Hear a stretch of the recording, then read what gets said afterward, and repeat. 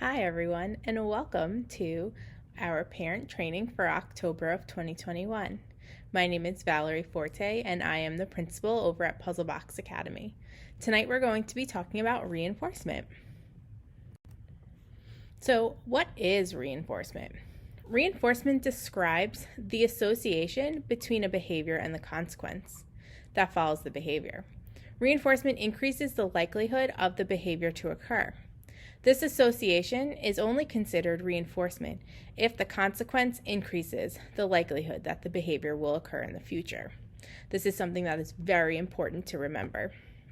Reinforcement increases the future frequency of the behavior. So once it's reinforced, it will be more likely to happen in the future. So there are two types of reinforcement. There are positive reinforcement and there's negative reinforcement. Tonight, we're only going to focus on positive reinforcement. So what is positive reinforcement? So positive reinforcement is when a behavior is followed by reinforcement. There will be an increase in that future frequency of the behavior. So what does this actually mean? Well, first let's do an active student responder question, and then I'll let you know what it means. All right, this brings us to our first active student responding question, or our ASR question number 1. Okay, does reinforcement increase or decrease the future frequency of the behavior? I'll give you guys a couple of seconds to figure that question out, and then we'll go on to the answer.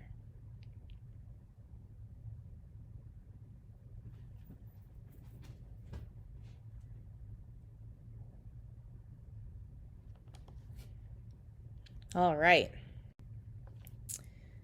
If you said it increases the future frequency of the behavior, you are correct. Good job, everyone. All right. What is positive reinforcement? So like we said before, when the behavior is followed by reinforcement, there will be an increase in that future frequency of the behavior. So let's go into an example. So we have positive reinforcement example number 1. The therapist is working with Johnny. The therapist says to Johnny, touch your head. Johnny touches his head. In turn, a goldfish is provided to Johnny for complying with the demand of touching your head. The goldfish is acting as that reinforcer. And we have this goldfish because right now touching his head is not reinforcing enough. So we need something extra to provide for that reinforcement. Let's look at another example of positive reinforcement. So we have a therapist that is working with Sarah. They're working on Sarah asking for bubbles. So Sarah says, I want bubbles. The therapist says, yes, that's right, you're asking for bubbles. And then the therapist blows the bubbles. So when the therapist is blowing the bubbles, they are reinforcing Sarah asking for those bubbles. Now we have another example. This is more of a natural environment example where reinforcement is naturally occurring. So I come home at night and it's totally dark in my house and I can't see where I'm going. So because I can't see where I'm going to flip on the light switch. Once the light switch is flipped on, the light turns on. So since the light came on, that's reinforcing the behavior of me flipping that light switch. So in the future, because the light came on when I flipped the light switch, I'm going to do that when it's dark in the room because the light turns on. So it's reinforcing my behavior of flipping the switch. Now we have an example with Dexter. Dexter is my 3-month-old Labradoodle. We are in the process of teaching him and we're using positive reinforcement as we're teaching him tricks. So right now we're teaching him sit, give paw, down, and roll over. So you guys will see an example of this. Sit, sit. Good boy, good boy.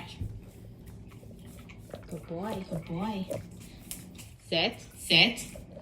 Good boy, good boy.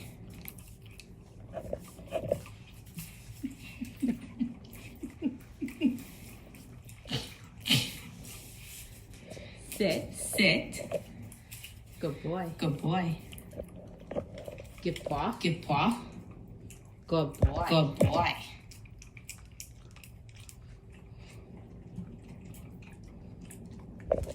Down, down. Good boy. Good boy.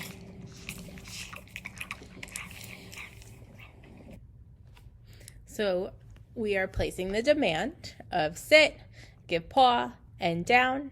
And then as soon as he complies, that's when I go in and I deliver the reinforcer of his little training treat. So now I want to talk about positive reinforcement in the classroom setting. This is something that we do over at Puzzle Box Academy. So expectations are always stated and they're clearly defined. This is so the kids know exactly what to expect and what behaviors they should be engaging in.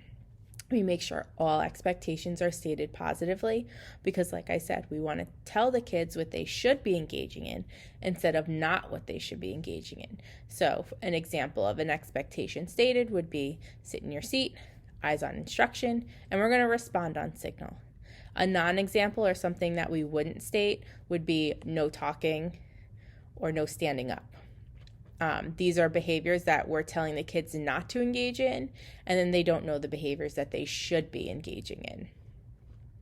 So along with stating expectations, we deliver praise, and we deliver a lot of positive reinforcement within our classroom management. So we do a lot of pivot praise, and we use the you-me game. So pivot praise is used when a child is off task and you don't want to call that child out. So let's say Johnny is sitting and he has Sarah and Billy on either side of him. Johnny's not engaged with his eyes on instruction, so I'm going to praise Sarah and Billy by saying, nice job having your eyes on instruction. In turn, Johnny will then have his eyes on instruction, and then that's when I will go in and deliver the praise.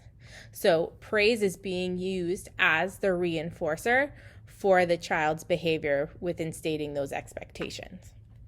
We also have the you-me game.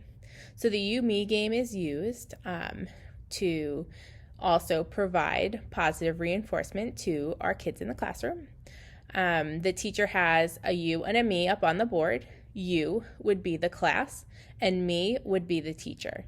When the kids are engaged in the correct expectations, the yous get points, so that's the kids. And then if they are not engaged in those expectations, the me or the teacher would then get the points. And the kids are really motivated because they always want to beat the teacher. So there are a bunch of different reinforcers that we can use. I talked a little about edibles. So we have, goldfish, gummy bears. It can be apples, anything, any type of snack or any food that you can eat. We also have tangibles. So that's going to be, maybe silly putty or slime, the iPad, maybe a game or a puzzle. And then social also. So maybe tickles, or, maybe saying good job or giving a high five. Those are all different kinds of reinforcers that we can use to reinforce behavior. So how do you know reinforcers are reinforcing the learner's behavior? So there are many different ways that we can tell. You can ask the learner what they would like to work for. The learner is then able to tell you what they would like to work for. You can also watch the learner and observe what they are playing with. So if they're going maybe over to the bubbles all the time to play with, that is going to be a reinforcing item for the kid then. If the learner is going over to the item without being prompted and engaging in that item, then it's reinforcing for that learner. And that can also be used then as a reinforcer. You can place snacks in front of the learner, so you can have various snacks. Maybe, it's a Pringle or a chip, and then goldfish, and maybe a Cheerio. And whichever one that the learner does pick will be the one that is going to be your highest reinforcer, and that's what you would want to use then to reinforce the behavior. You can even place various toys in front of the learner. So maybe it's bubbles, maybe it's Uno, maybe it's dominoes, or Legos. And whichever one that the child or the learner does pick first is going to be the most reinforcing, and then that's what you're going to use to reinforce the behaviors that you're looking for. So ways to know you have an effective reinforcer. So we know that reinforcers are effective if the learner repeats the behavior in order to get that reinforcer. So they're going to keep engaging in that behavior because they know then that they'll have access to that reinforcer. The learner is looking for the reinforcer. So sometimes, we might put the reinforcer under the desk before we're going to deliver a trial. And then the learner is actively looking for that reinforcer. So we know that they are engaged or wanting to be engaged with that item. The learner is smiling while they're engaged with that reinforcer. That means that they are having a good time with it. And the learner is engaged with the reinforcer. So the learner is playing with it and seems to be, having interest in that reinforcer. So it's also important to vary the reinforcer. So this helps the learner to stay motivated. Sometimes if we keep delivering the same reinforcer over and over, they get bored of it, they become satiated, things like that. It's also important to vary the theme of the reinforcer. So what does that mean? That means, if they're working for cars, you might, have different types of cars. So maybe it's a Hesh truck you're going to have with them, or, maybe it's a Tonka truck or anything like that, where it's different types of cars then. So we're going to pair the reinforcer with praise. Often praise does not function as a reinforcer, or just saying good job or nice work is not reinforcing on its own. So it's very important to pair your praise when you're delivering that reinforcer. When this is done over time, then you can fade out that other reinforcer, whether it's a tangible or an edible, things like that, and then just start using praise more often, and then that will praise will then function as that reinforcer.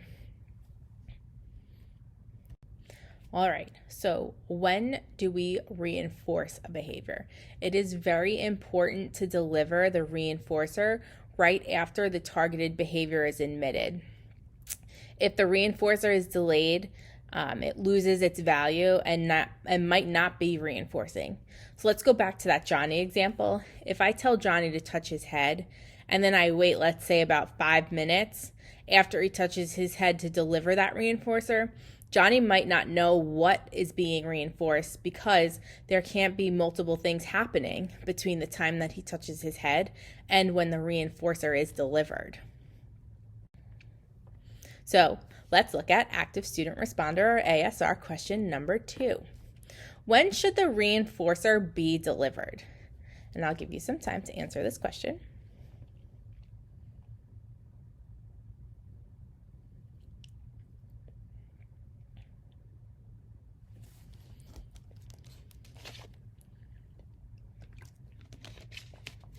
All right. If you said the reinforcer should be delivered right after the desired behavior when learning a new skill, then you are correct. Nice job, everyone. All right. Let's look at contingent versus non-contingent reinforcement. So this is important too. There's 2 different types. We have contingent and non-contingent reinforcement. So contingent reinforcement is the reinforcer is delivered only after the targeted behavior has occurred. Excuse me. So let's think back to Johnny and Sarah. They both have engaged in a behavior, then the reinforcer was directly delivered.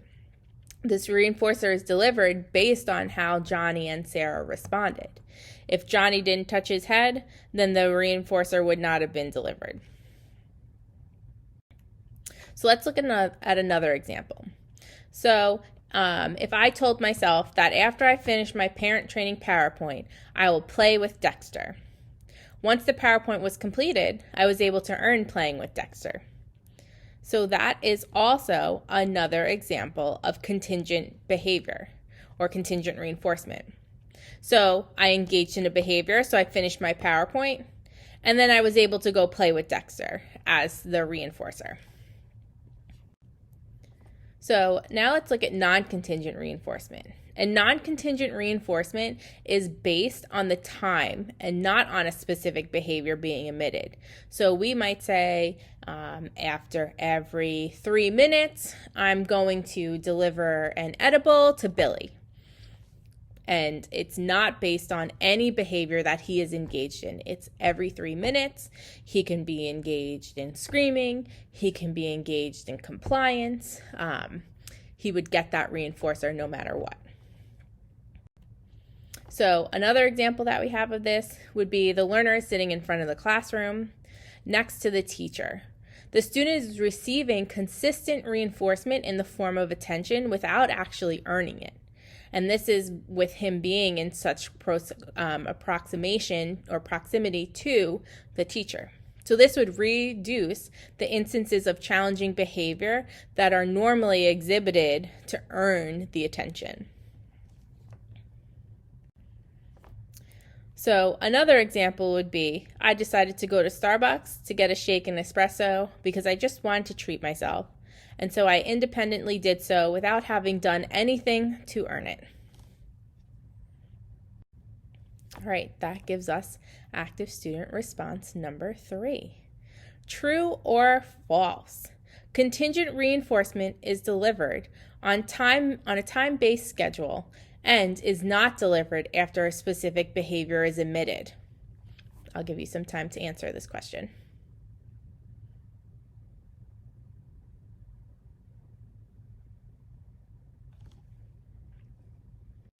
All right, if you said false, then you are correct. Good job, everyone. If you have any questions, please contact your child's BCBA, or you can email info@puzzleboxacademy.com. Thank you so much for attending tonight's parent training on reinforcement. Don't forget to submit the worksheet that you guys were working on tonight to your child's teacher. Have a great night. See you soon. Bye.